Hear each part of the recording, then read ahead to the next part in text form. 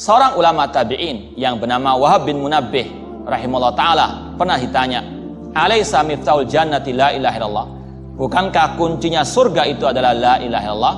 Kata beliau, bala, benar bahwasanya kalimat tauhid itu adalah kuncinya surga. Walakin ma min miftahin illa walau asnan. Akan tapi namanya kunci itu pasti ada gigi-giginya.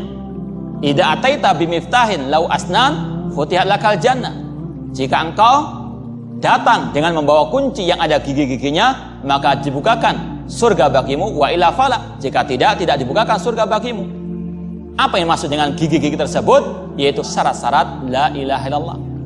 Nah, itu juga yang ditegaskan oleh seorang ulama yang bernama Hafidz Al-Hakami rahimahullah.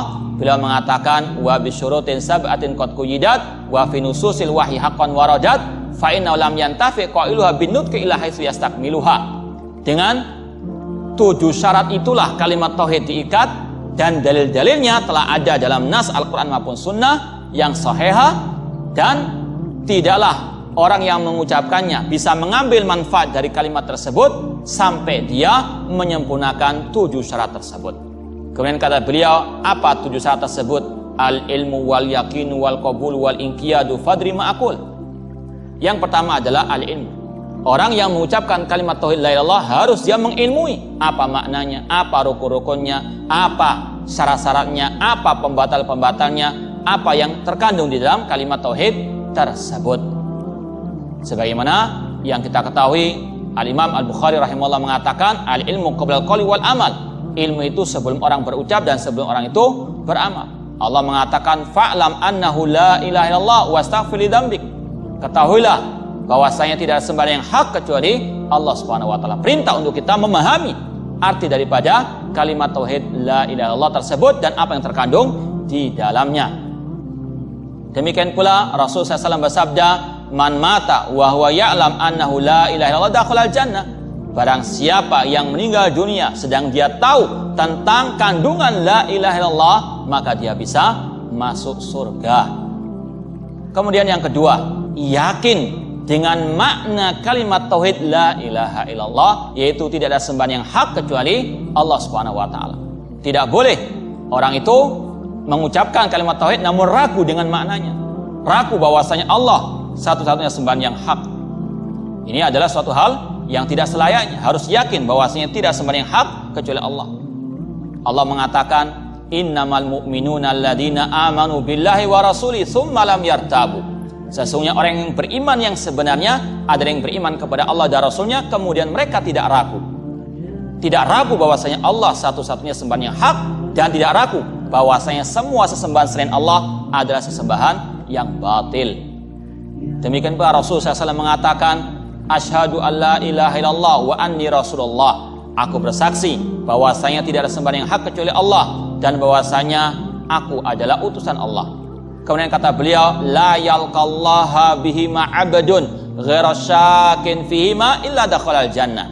Kata Rasulullah SAW, tidaklah seorang hamba bertemu dengan Allah dengan 2 kalimat syahadat tersebut tanpa ada keraguan, maka dia akan masuk ke dalam surga Allah Subhanahu wa taala. Kemudian yang ketiga, al-qabul, menerima, lapang dada terhadap kalimat tauhid la ilaha illallah. Lapang dada terhadap makna kalimat tauhid la ilaha illallah tersebut. Tidak sombong seperti kaum musyrikin jahiliyah, tidak mau mengucapkannya, enggan dengan kalimat tauhid tersebut, menganggap aneh kalimat tauhid tersebut. Innahum kanu idza qila lahum la ilaha illallah yastakbirun.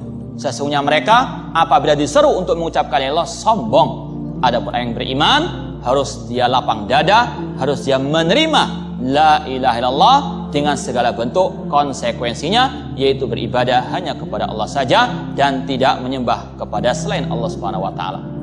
Kemudian yang keempat adalah al-inqiyad, tunduk patuh kepada kalimat tauhid tersebut, tunduk patuh kepada syariat Allah Subhanahu wa taala. Allah berfirman, fala wa rabbika la yu'minun hatta yuhaqimuka fi ma syajara bainahum tsumma la yajidu fi anfusihim harajan mimma qadaita wa yusallimu taslima. Sekali-kali tidaklah mereka beriman sampai mereka menjadikan Nabi Muhammad sebagai hakim dalam perkara yang mereka perselisihkan, dan mereka tidak mendapatkan keberatan dalam diri mereka terhadap apa yang kau putuskan, dan mereka betul-betul pasrah, tunduk, menyerahkan diri kepada keputusan Nabi Muhammad SAW. Ciri orang yang beriman tunduk kepada ajaran Allah dan Rasulnya, tunduk kepada konsekuensi daripada kalimat tauhid la ilaha illallah. Kemudian yang kelima, as-sidqu, yaitu jujur dalam mengucapkannya.